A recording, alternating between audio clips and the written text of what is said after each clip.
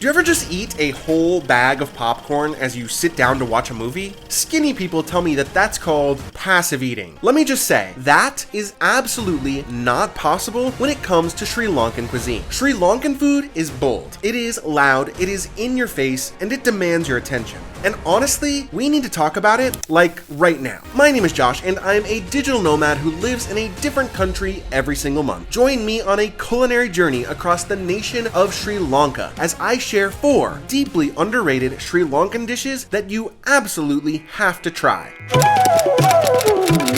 To start this nationwide culinary journey, we are heading for the place where most Sri Lankan journeys begin, the largest and most populous city of them all, Colombo. Colombo is a great food city, as you might expect for a place whose metropolitan area contains around a quarter of the entire national population. It is where I set up my home base for the month, and as such, the place that I spent the most time out of anywhere in all of Sri Lanka. From Colombo, I have 2 different Sri Lankan meals that I'd like to share with you, and I'm choosing to start with my personal favorite, Kottu, and this was my go-to meal in Sri Lanka. My favorite Kottu, not just in Colombo, but in all of Sri Lanka, is the Kottu I tried from Hotel de Plaza, open 24 hours a day and located right in the city center. This is a bustling place with locals coming in and out, picking up meals to take away, or sitting down for a quick bite. I entered and sat down and was handed a menu, but no, I knew exactly what I was ordering, okay? I wanted chicken,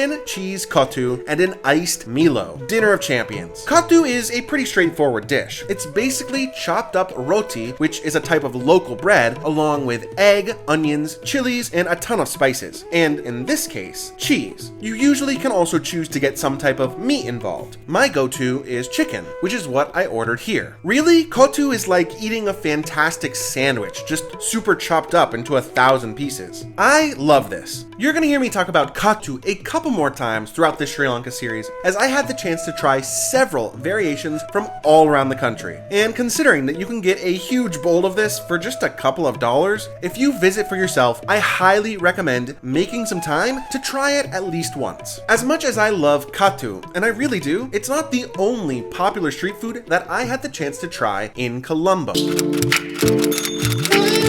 There is a restaurant in the heart of Colombo that is so famous that it has been repeatedly named as one of the 50 greatest restaurants in all of Asia. That iconic restaurant is called the Ministry of Crab, and I did not eat there.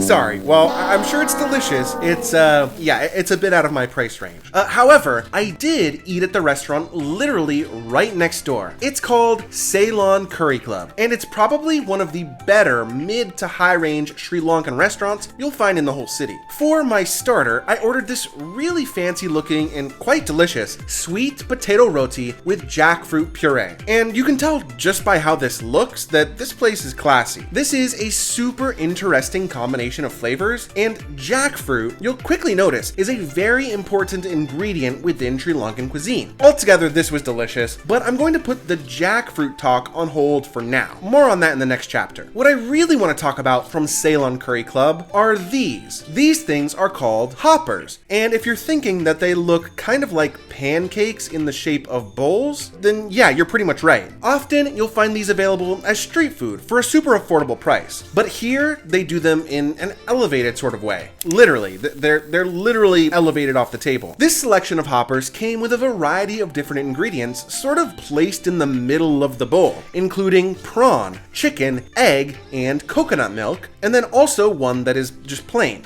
Additionally, they're served with a few different small curries on the side that you can dip the hoppers into. I mean, it's pretty fun, actually. Hoppers are another must-try Sri Lankan dish, but don't feel obligated to eat them in a sort of upscale way like this. I also had a hopper in candy, sitting on the side of the road at a tiny little local shop. And if I'm being honest, it was probably just as good. No shade to Ceylon Curry Club, but I do feel like hoppers give off strong street food vibes. But speaking of candy, I do think that I may have had my actual favorite meal of my entire time in Sri Lanka over there. And it was from a restaurant that can be kind of hard to find. For this next dish, we're heading northeast to a place that is frequently known as the cultural capital of Sri Lanka. Kandy is one of Sri Lanka's largest cities, and it has a totally different vibe from Colombo. More compact, more inland, higher elevation, and in my opinion, it has a bit more of an artistic and bohemian vibe overall. People love Kandy, myself included, and it was there that I had what is probably the best meal of my entire month in Sri Lanka. The restaurant is called Mandia. It's a pretty small spot and run by just a few hard-working women, but if you have the time to be patient and wait, you'll be rewarded with something really special. What meal options you're gonna have available to you depends on what they've prepared for the day, but generally speaking, it's rice with various different meat options and then a few curries on your plate as well. I got the chicken, as per usual, and it was so spicy and so delicious and just so wow. But the main thing I want to talk about here is Polos curry. Polos curry is another word to describe young jackfruit curry, and it's super popular in Sri Lanka. I mentioned it briefly before, but jackfruit is wild. Like, it sort of tastes like fruit, but it definitely has the texture of meat. It's weirdly stringy, like you'd expect from pulled chicken or pulled pork. So in many ways, it's actually a great vegetarian meat alternative. The food in Sri Lanka, just like it is here at Mandia, is often presented with a whole assortment of different curries on the side. And so, chances are pretty good that at some point during your stay, whether you intend to or not, you'll be served some jackfruit. And it'll be like a fun surprise if you don't know it's coming. Actually, fun surprise is a good way to describe how I feel about the curries in Sri Lanka in general.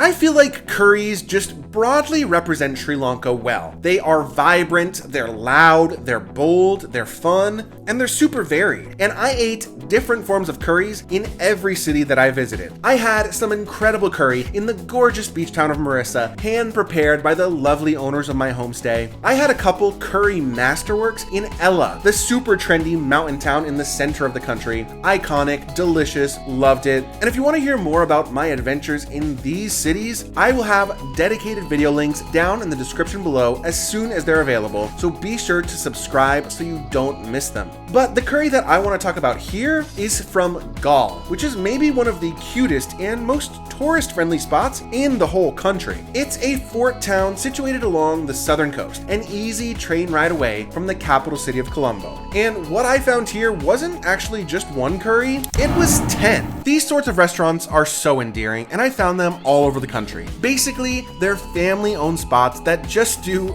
really amazing home-style cooking. My favorite one in Galle is called Lucky Fort Restaurant, and I knew immediately when I saw that the T at the end of the word restaurant was written on its own line on not one but both of their signs that this place was going to be the real deal. I sipped on a deliciously sour lime soda while I waited for my food to come out, and I was not disappointed. Usually they serve this for 2 or more people, but they were able to do a half size for me on my own, which I really appreciated. You really do get it all here. I mean, there are sweet and fruity curries, there are super spicy curries, there are a couple potato-based curries, and I mean this chicken, so flavorful and so incredible, just the perfect star of the dish and the primary source of protein. But you know what the most fun part of this is? Mixing and matching. When you have so many curries in front of you, just like taking a tiny dab of 2 or 3 different ones and combining them together just yields literally an